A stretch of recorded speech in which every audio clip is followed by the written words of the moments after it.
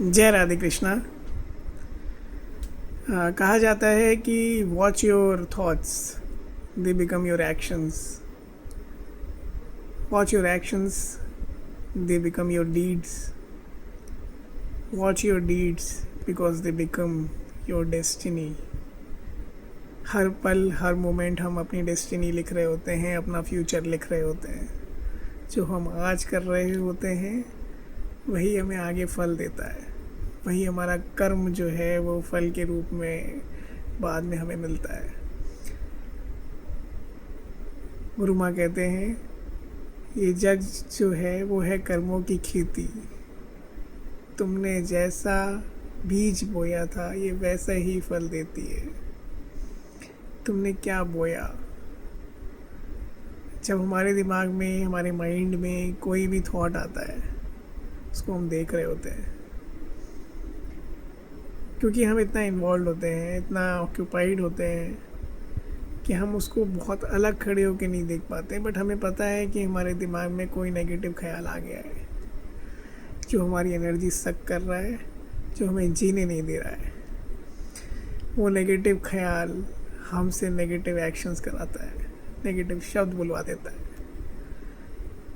कुछ ऐसा अगर किसी ने कोई व्यवहार कर दिया या कुछ ऐसा शब्द हमको बोल दिया जो हमारे अनुसार नहीं था, जो हमें पसंद नहीं आया, जिसने हमको ठेस पहुंचा दी, वो डाइजेस्ट नहीं होता, तो उसके रिस्पॉन्स में हम भी कुछ ना कुछ गलत कर जाते हैं। और ये आम तौर से बहुत रेगुलरली होता है, हमें पता भी नहीं चलता। गुरु माँ कहते हैं कि तुम अपनी मन की आंखें खोलो, तुम अपनी आत्मा की आंखें खोलो, तुम जागो, तुम जागृत अवस्था में देखो अपने को कि हम हर पल हर मोमेंट कितनी गलती करते जाते हैं। गलती से सीखते नहीं हैं, गलतियां याद कर लेते हैं और फिर वही रिपीट करते हैं। ज्ञानी समझदार आदमी कौन है? जो अपनी गलतियों से सीखता है और दूसरों की गलतियों से भी सीखता है। एक बार अगर आपको चोट लग गई और उसके बाद भी आप वहीं उसी रास्ते से गुजरेंगे जहाँ पे आप लड़खड़ा के गिरे थे, तो ये तो समझदारी का काम नहीं है ना। हम अपने दिमाग में कितनी सारी चीज़ें लेके चल रहे हैं, कितना भारी करके चल रहे हैं अपने को, ज़रा ध्यान दें। हमने एक वर्ल्ड जो बनाया है अपने माइंड में, वो हमें ज़्यादा परेशान करता है, बाहर की दुनिया नहीं करती। हमने जो अपने बारे में दूसरों से सुना, जो अपने बारे में हमारे साथ जो भी इवेंट्स हुए लाइफ में, पास्ट में, हमने एक उसके एक समझ लीजिए एक हमने अपने लिए एक इमेज बना के रखी है। उस इमेज को कोई भी कुछ कहता है तो हमें चोट पहुंच जाती है। सारा खेल ही हमारे माइंड का है, जो कलेक्शन है थॉट्स का। हम हल्के नहीं हैं, हम आज में नहीं हैं, हम प्रेजेंट टाइम में 100 चीज़ों को अपने साथ लेके चल रहे होते हैं। क्यों? इसीलिए इतना मेडिटेशन ट्रेंड में है आजकल, क्योंकि लोगों को आज शांति नहीं है। सब कुछ है पर शांति नहीं है। उस दिन मेरी माँ जी भी एक बहुत अच्छी चीज़ बता रही थी कि जो गरीब आदमी है उसके पास कष्ट है पर दुख नहीं है, पर अमीर आदमी के पास कष्ट तो नहीं है पर दुख बहुत है। दुख क्या है? दुख की डेफिनेशन क्या है? जो हम चाह रहे हैं वो हमें मिल नहीं रहा है, जो मिल रहा है वो भा नहीं रहा है, और जो भा रहा है वो टिक नहीं रहा है। जो चीज़ थोड़ी टाइम के लिए हमें मिल गई, जिससे हमारा लगाव हो गया, आसक्ति हो गई, जिससे हम अटैच हो गए, वो चीज़ चली गई। वो आपकी पहले नहीं थी, आप कुछ लेके नहीं आए थे। गीता का गीता सार में सबसे पहले कहा है कि तुम क्या लेके आए थे, तुम कुछ नहीं लेके आए थे, बट तुम कुछ नहीं लेके आए थे, लेकिन थोड़े टाइम के लिए कोई भी चीज़ तुमको मिली, कोई भी व्यक्ति मिला, हमने उससे दिल लगा लिया, उसके बाद वो चीज़ चली गई, क्योंकि वो कर्मा अनुसार मिली थी, प्रारब्ध अनुसार मिली थी, डेस्टिनी में लिखा था वो चीज़ आएगी। बट जो चीज़ आती है वो चली भी जाती है, उसका टाइम समाप्त हुआ, उसके कर्मों की कहानी ख़त्म हुई, आपके साथ जो उसका लेना देना था वो ख़त्म हो गया, now it is gone. But वो चीज़ हमें डाइजेस्ट नहीं हुई, क्योंकि हम नहीं चाह रहे थे। आधे से ज़्यादा जड़ हमारी प्रॉब्लम्स की यही है कि हम हर चीज़ में एक बना के चल रहे थे, माइंड सेट कर लेते हैं कि ये चीज़ तो हमेशा बनी ही रहेगी। लाइफ में अगर हम निकले हैं सड़क से, तो इस रास्ते पे भीड़ नहीं होगी। आज हमको शांति से जाने को मिल जाएगा। अगर हम चल रहे हैं तो हमारी चप्पल नहीं टूटेगी। कहीं भी कोई भी अड़ंगा आ जाता है, अगर कोई भी ऑब्स्टेकल आ जाता है, हमारे जो सेट माइंड सेट है कि अगर हम निकल रहे हैं तो हो सकता है पानी पड़ा हो, फिसल जाए, नोबडी नोज़ क्या हो सकता है।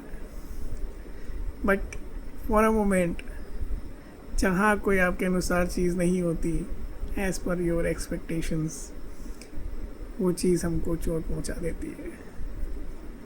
वो हमको हमारे अंदर से नेगेटिविटी को निकाल देती है बाहर, आउटबर्स्ट हो जाता है।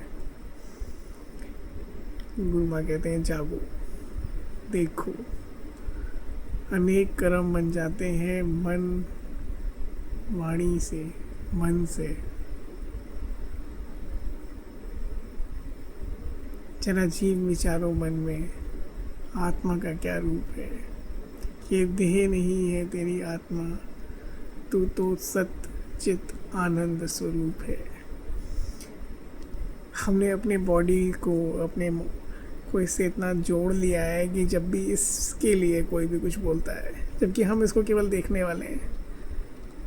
इसके अंदर जो विचार भी चल रहे होते हैं माइंड में, उसको भी देखने वाले हैं। हम केवल एक विटनेस हैं, हम साक्षी हैं। हम हर चीज़ से अलग हैं, विचारों से अलग हैं। हमने जो एक मन की दुनिया बनाई है, हम उससे भी अलग है, उसको भी देखने वाले हैं। हमारे पास सारा कंट्रोल आ सकता है अगर हम अपनी ऊर्जा को केंद्रित करना सीख लें, अगर हम अपनी एनर्जी को डाइवर्ट करना सीख लें।